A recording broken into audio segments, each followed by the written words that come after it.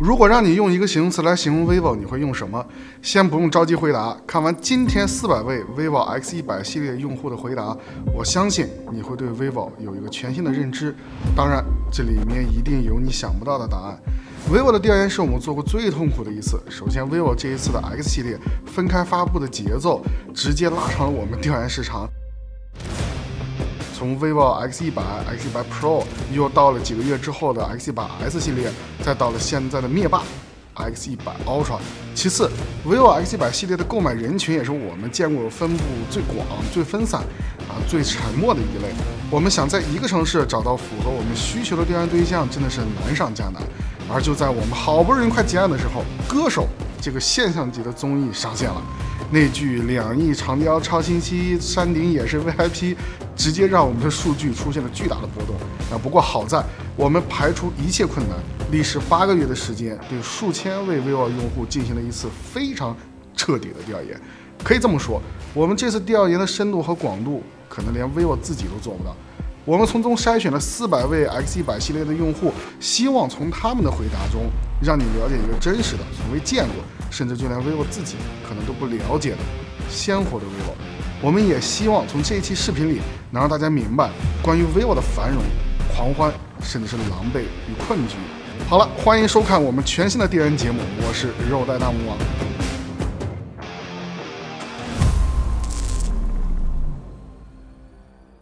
在节目开始之前我们有必要说一下我们的调研方式。我们这次的定性调研目的是去掉那些情绪因素的干扰，抛开喜欢与否的简单对立，为大家呈现一个最真实的 vivo。我们将站在用户的视角，通过调研来看 vivo 在团队创新与最终结果的3个维度上，是否能给用户留下高认知度且积极的超出预期的反馈，还是认知度还行，反馈也还行的符合预期，亦或是认知度低，反馈也不行的低于预期的表现。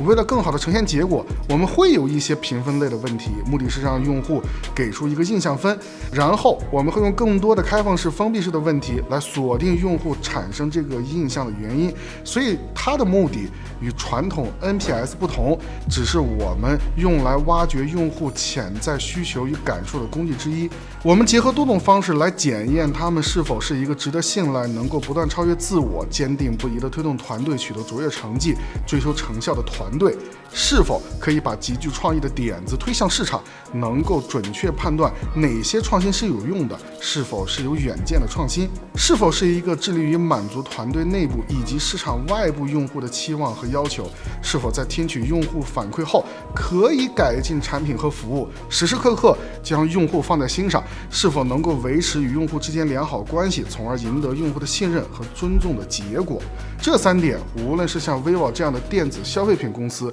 还是像其他诸如装修家政之类的服务公司，甚至是像理想、蔚来、华为、赛力斯这样提供汽车解决方案的公司，都需要不断优化、不断成长的地方，也是我们在今后所有的调研中最关心的3个重点。那现在一起来看一看 vivo 的表现吧。首先，我们来看看在你是否会向身边的朋友或家人推荐 vivo X100 系列这个问题中，1到10分，400位用户给出的平均分数是6分。那大家觉得这个分数是高了还是低了呢？那如果是你会打几分呢？从我们的过往数据来看，这个分数在中国手机厂商里是能挤进前5甚至前3的水平。但如果按照 vivo 的销量来说，那这个分数似乎又有些低了。那问题出现在哪儿呢？我们接着往下看。在硬件方面，400位用户有17%的用户给出了1到5分的低于预期的分数。这其中有31%的用户对于外观设计不满意。那如果你问他们外观设计哪里不好了，56%的用户觉得摄像头的大圆环凸起不好看，33%的用户觉得3行情诗。那我就不是回答这个问题的最佳人选了。如果想了解更多的话，可以微博私信冯伟文。这些数据你还可以说这是设计嘛，对吧？这是很主观的事情。但接下来的一组数据更能说明一些问题了。购买 X100 系列的主力人群年龄分布在25到34岁之间。那其中呢，有7%的用户选择了 vivo X100 Ultra。那这其中呢，34岁以上的用户占了绝大多数，并且还都以男性为主。而同样是 Ultra 系列，Find X1 Ultra 年轻用户、女性用户那就比较多了。在整个 vivo X100 系列里面，最受女性欢迎的还是 X100和 X100 Pro。一方面是受到价格的影响，对于选择安卓手机的女性用户来说，价格还是他们首要关注的点。那其次，那就是颜色。为什么女性用户要单独拿出来说呢？因为较上一代 X90 系列以及同门师妹 S 系列 vivo X100 的女性用户流失率开始增加，而对于一个强调影像、人像、演唱会舞台模式的感性消费产品，女性用户的流失就是在动摇基本盘了。这也是整个 vivo 硬件设计上最大的问题。vivo 对于 CMF 色彩的认知远远落后于市场，或者说远远落后于用户预期。我现在随便举个例子，如果你有 vivo X100 系列，或者你打开 vivo X100 的官网介绍，点亮屏幕看一看系统所带来的鲜活色彩，那这个时候你把手机翻转过来，再看看背板，那这种强烈的落差感带来的不协调，会有一种鲁提辖背 Prada 的即视感。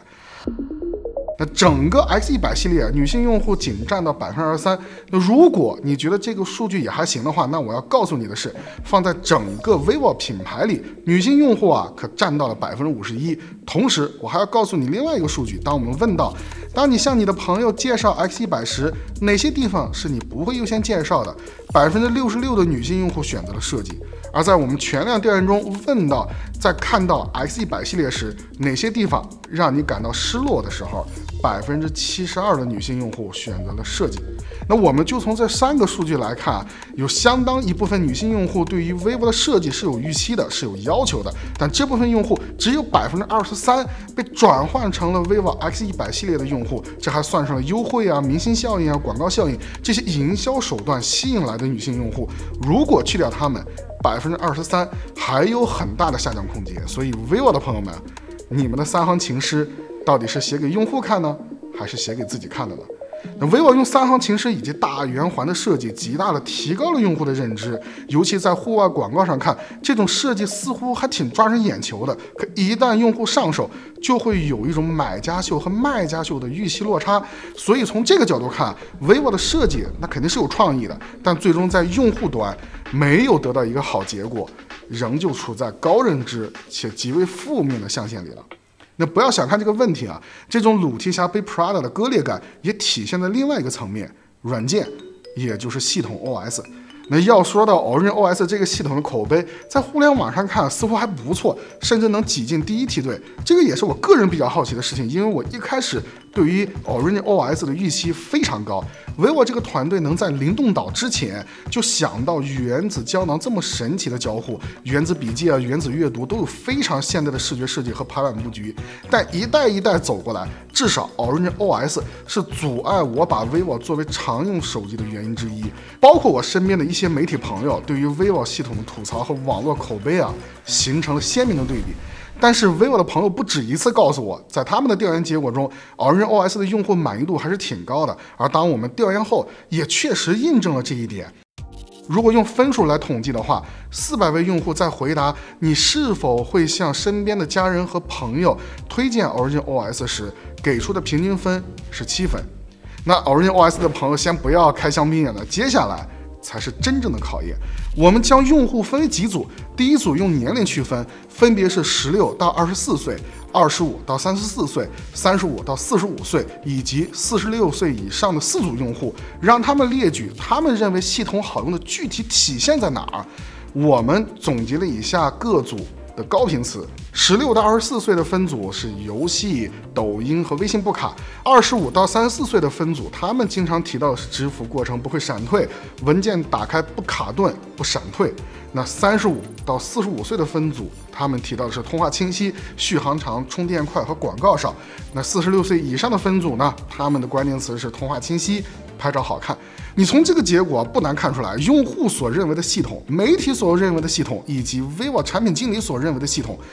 完全不一样。用户几乎不会在意什么虚拟内存啊，什么原子组件啊，他们更在意一个使用的结果。那如果你把系统换成 ColorOS、Magic OS， 也会得到差不多的数据，而将这些数据呈现在产品经理面前的时候，就会与专注交互设计那手里一堆手机会做横屏的媒体所产生的观点相冲突。我不知道大家看上面的数据有没有发现一个问题，在所有的分组里面没有出现 OriginOS 主推的原子系列，那恭喜你，你发现了一个更严重的隐患。我们的调研会有一些烟雾弹问题，目的是为了验证用户在日常使用中对品牌所主推的那些功能认知是否强烈。那我们就会设计一些选择题，里面会有一些错答案，就比如下列哪些是 OriginOS 的主要功能？A. 小步语音助手 B. 哈苏相册滤镜 C. 悠悠智慧助手 D. 原子界面中锁屏界面显示外卖打车进度 E. 可以更换锁屏界面中时钟显示字体 F. 可以使用 Good Lock 解锁更多桌面布局 G. 记不太清楚，没太关注 H. 是其他。那大家可以猜一猜选哪个的更多一点呢？大家也可以一起来选择一下，你的答案是什么呢？我们按照选择率从高到低排列一下，选 B 的13%，选 E 的11%，选 A 的9%，选 F 的9%，选 C 的7%，选 D 的5%。那剩下的2个选项就是这样。那这一题我不知道大家选了哪一个，我感觉基本上是送分题了。但是在线下，即便是这些用户是从 OPPO、荣耀、三星、苹果转换过来的 ，vivo 的系统也并没有给他们留下什么深刻的印象，甚至会记错 vivo 语音助手的名字。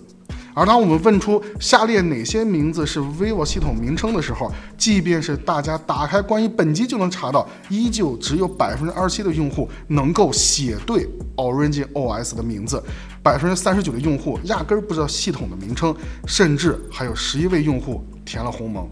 我们认为，一方面 OriginOS 的读音对于大多数亚洲人来说并不是一个友好的词儿，那开口音太多，官方曾经叫过一段时间语言系统，但你现在打开 vivo 官网就会发现还是 OriginOS， 甚至很多官方工作人员也会跟着叫烂橘子系统。而当你打开手机，原子笔记、原子通知、原子组件、交位语音、交位助手、vivo 官网、vivo 健康、vivo 支付、爱主题、爱音乐、爱管家，真的，你很少在一个系统里面看到有3套命名体系，这真的是极大的增加了用户的认知门槛。那这一问题在 vivo X100系列主推的影像当中尤为明显。那这一部分我们主要说相机 APP， 影像的问题我们放在后面说。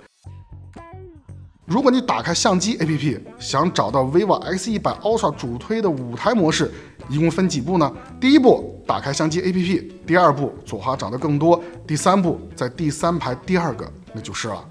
那这个时候要注意了，你一定要打开相机右上角的更多设置，找到并打开保留设置，把第一项相机模式打开，否则你在拍爱豆的时候一退出，还得重复把大象装冰箱的优雅操作。那当然你也可以把舞台模式设置到常用模式里面，这里呢就不赘述了。像这种复杂的设计在 vivo 相机应用里比比皆是，你很难想象 vivo 光在一个应用里面就塞入了24种拍摄模式，这还不包括每个模式下的滤镜、效果和设置，那真的是令人抓狂。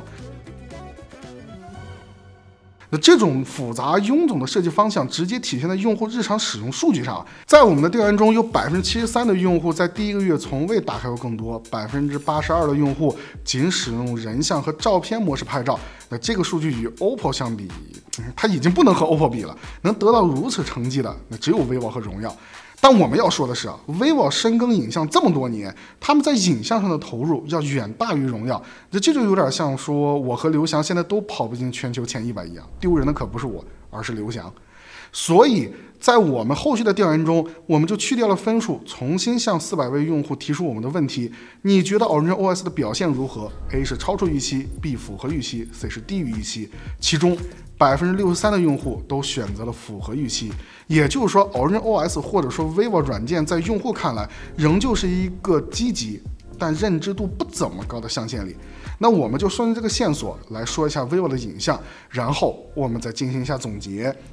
我们先说几组数据在购买 vivo X100系列的用户中，有 71% 的用户是因为影像才考虑购买 X100系列。这其中呢，有 22% 的用户因为影像的表现好增加了预算，升级了配置。有19%的用户是因为小红书种草购买了 X100系列，这其中标准版的选择居多。那激活后啊，有68%的用户首先打开了相机 APP， 并尝试进行了拍照。43%的用户有车，其中77%的用户会在车上拍照。车辆均售价在5到10万范围内居多，其中比亚迪与特斯拉占据相当大的比例。33%的 iPhone 转换率，其中有43%的 iPhone 用户转换到 vivo 是因为想获得更好的影像体验。在推荐朋友或家人购买 vivo X100系列时，有42%的用户会首先提到影像，其中前置摄像头的自拍效果占到37%，后置摄像头拍摄效果占到41%。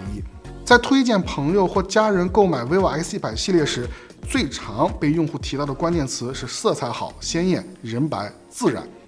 vivo X100系列用户最常拍摄的时间一般为下午到夜间，对于夜景的需求明显要高于其他品牌。那假期中 vivo X100系列的用户拍摄的内容有60%左右以风景、宠物、美食无反馈主体为主，40%左右以人像、人物这些有反馈的主体为主。这些技术数据说实在的，甚至都要比 OPPO 要好了。如果你看过我们上期视频就知道 OPPO 可是在影像上面得到了8分，那我们也用同样的方式调研了 vivo 用户，这400位用户给出的平均分是6分。当然这里要注意啊，两者调研的方式和样本量是不一样的，我们没有办法直接拿来去类比，只是给大家一个前提。但是呢，这又是一个高认知但用户结果却比较负面的情况出现了。原因是什么呢？这就要说到2个问题。第一，就是我们上面所说的相机的复杂让用户对拍照这件事儿产生了极大的负担。下面这些数据就足以说明问题。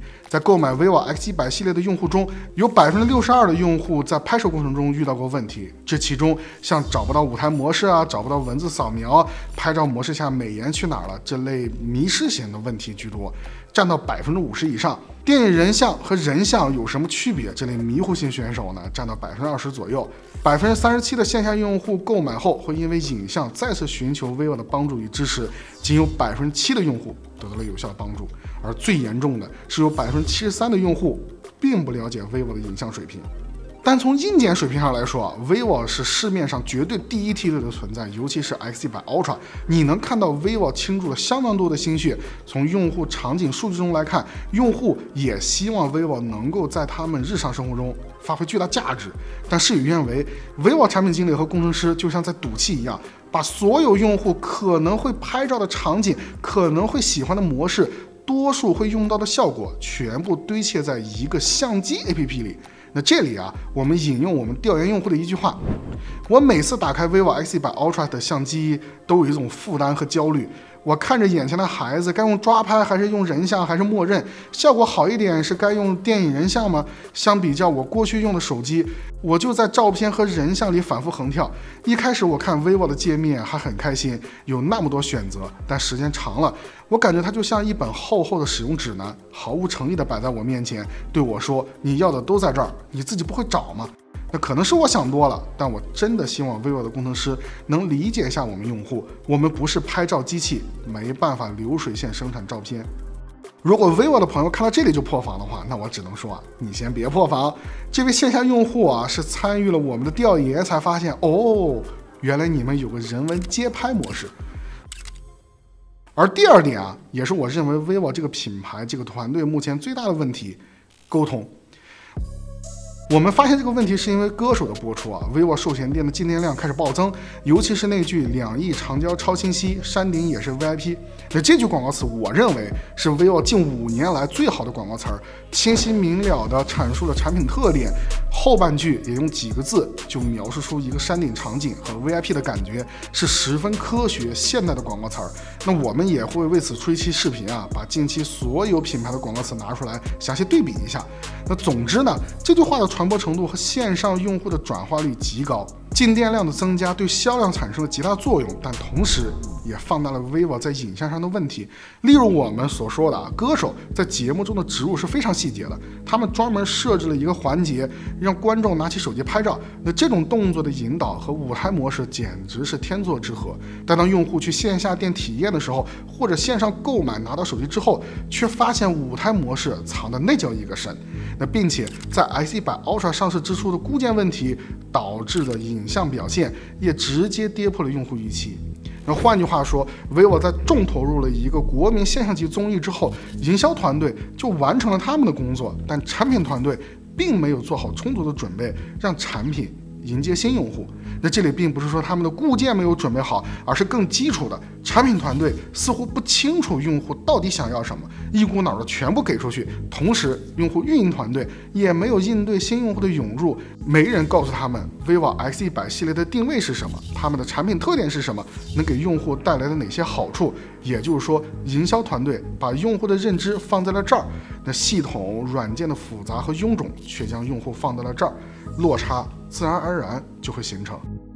所以本身就臃肿复杂混乱的向西界面，产品团队在设计之初就没有想好 vivo X100 对于用户来说到底意味着什么。那这是一切的基础啊，营销团队也只能在产品特点上寻找突破口。我个人我甚至觉得2亿长焦超清晰，山顶也是 VIP 这句话也有很大的撞大运的成分。我猜大概率这句话是靠他们营销团队自己琢磨，而不是与产品团队磨合产生的。那用户运营和维护就更不用提了，他们从产品团队那里得不到一个给用户什么样的感觉之类的答案，也只能罗列产品特点，告诉你牛逼、清晰，下单就行了。那体现在用户端，不光是在影像上体现出这种高认知负反馈的问题，还有另外一个现象，在我们问到当你的朋友问起你这是什么手机的时候，你一般会怎么回答时，用户高频次是刚买的手机。品牌与产品的型号，这2个与品牌认知度和忠诚度息息相关的问题，提及率很低很低。那就产生了一个 vivo 独有的现象，通过营销，很多人知道认识 vivo， 但当他们走进 vivo 的时候，却开始茫然无措。那看到这里我要先请 vivo 的朋友先不要破防，因为还有一群人在为了 vivo 这个品牌在努力，那就是 vivo 的服务。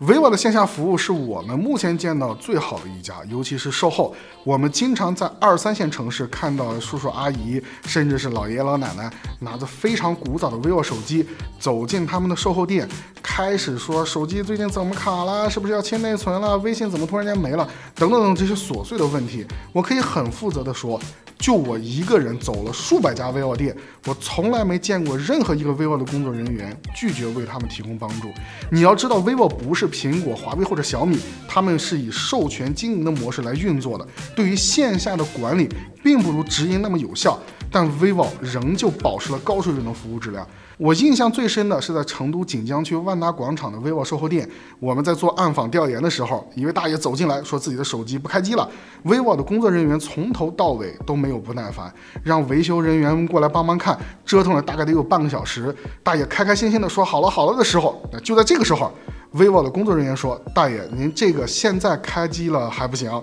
万一以后出事呢，我带你去旁边看看，让他们再检查检查。那个时候我才发现大爷手里拿的是一台小米，那 vivo 的工作人员就把大爷带到对面小米零售店，详细的跟小米的工作人员做了交接，才回到自己的店里继续工作。时至今日，我仍旧记得这一幕。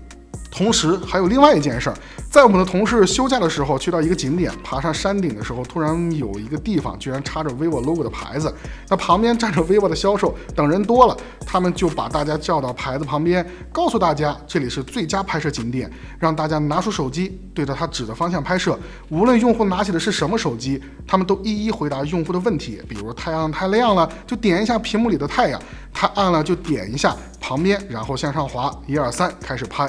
我们的同事说，这是他第一次见这么多用户对自己手机发出赞叹，就好像他们真的学到了拍摄的真谛一样开心。那 vivo 的销售说，大家可以下山找我们来打印自己的照片。我们其实也清楚的知道，销售是为了提高自己的销售业绩，但就是这样的行为，让用户在那一刻清楚的了解了，原来他们也能用手里的设备拍出让自己会心一笑的瞬间，这比我们媒体营销团队说再多都要强。在400位用户中，接触线下服务的用户虽然不多，仅仅只有18%，但他们全部给出了超出预期的评价。这就是 vivo 最大的强项，如毛细血管一样深入咱们这片土地。我甚至会觉得 vivo 的产品团队需要像他们一样转换思路，并不是多强的配置就可以打赢对手，而是用更有共鸣的感受打赢自己。但这也是 vivo 的弱项所在，有如此优秀的线下团队，却无法与产品营销、用户运维产生有效的协作，让人有一种各自为战的感觉，效率也只能靠大力和蒙来解决了。那种积极的反馈高，却没有多少人知道的低认知状况，让 vivo 与用户之间的沟通壁垒也越来越高。此时 vivo 团队唯一安全感的来源，也只能有销量或者利润了。似乎只有更高的销量才能证明 vivo 的价值，品牌用户口碑也只能是在无法解决问题的时候、无法推进项目进度的时候用来闭环的理由。这也就造就了一个非常别扭的局面， vivo 的销量节节攀升，但在我们定性调研中的分数和预期值并不怎么高。按照目前 vivo 的销量，至少会让更多的老百姓在购买手机时第一时间就想到 vivo， 让 vivo 成为他们的首选。那 vivo 这个品牌和 OPPO 一样，和众多国产品牌一样，出生在一个蛮荒的时代，只要自己有一身力气，那繁荣肯定会到来。但在发芽的时候，他们遇上了强有力的对手，在重围和困局下，能找到属于自己的标签，就必须把自己拼到狼狈不堪，才能看到一丝光亮。那 vivo 找到这一丝光亮了吗？我觉得是找着。无论是以前的 HiFi 还是现在的影像，哪怕是之后的 AI，vivo 都有能力去面对这些问题，但似乎也没有找到。vivo 仍然需要破局，他们需要一个团队成为这个品牌的大脑，通过配置支援，那无论是产品营销还是用户运维团队来将事情做好，能够告诉每一个团队我们的目标是什么，我们为了达到这个目标需要的是什么，哪怕付出再多的精力，都要为之奋斗的是什么。在我们整个调研过程中，关于 vivo 场内机的低端标签已经无人提及，甚至就连高价低配都鲜有人提起。这就说明 vivo 有能力去做高端，成为高端，只不过他们仍旧需要一个非常明确的目标。在回答你是否会向身边的朋友或家人推荐 vivo X100系列时，400位用户有80%的人选择了会。在回答你觉得 vivo 会超出你家人或朋友的预期吗的时候，400位用户有57%的用户选择了会。所以你看，用户能赋予 vivo 的是充分的信任，而剩下的答案就需要 vivo 来找寻了。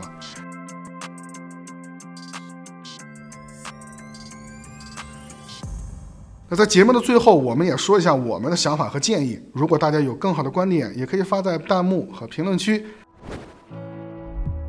vivo 是在我们所有的调研中最奇怪的一个。从结果上来看，一方面无论是影像还是服务，他们要么有极高的用户认知，要么有非常积极的用户反馈。可问题是，高用户认知的同时，影像却有极为负面的反馈，口碑超积极的线下服务认知度又很差，甚至很少有线上的用户知道免费贴膜、免费充电宝这事儿。vivo 产品团队需要更加聚焦，他们已经证明了他们有勇气也有能力将一些新的技术融入到产品当中。而现在我们的建议是在产品设计之初就建立起用户使用产品的感觉与产品特性之间的联系，团队之间也不要回避争端，产品设计时的争吵频次和热烈程度与产品是否优秀是成正比的。我们建议 vivo 的营销团队要发挥更大的价值，用折叠屏户外广告这么轻又那么强，与歌手的2亿长焦超清晰、山顶也是 VIP 的科学现代传播理念狠狠地灌输到产品团队脑子里，让所有团队学会用一句话阐明自己产品的特点与他们能为用户带来的绝妙感觉到底是什么。我们建议 vivo 的用户运营团队更加深入地与线下渠道团队建立沟通，将产品和营销所消化的内容利用渠道深入的优势推广给更多的用户。最后，我们用乔布斯的一段话送给 vivo 这家公司。What I've always felt that a team of people doing something they really believe in is like when I was a young kid,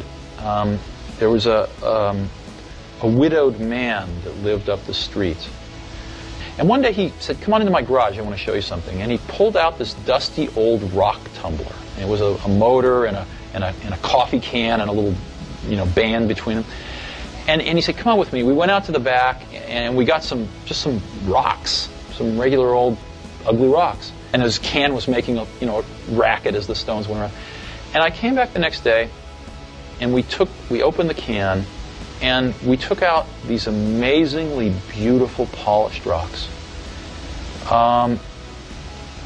The same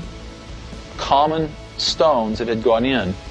through rubbing against each other like this, creating a little bit of friction, creating a little bit of noise,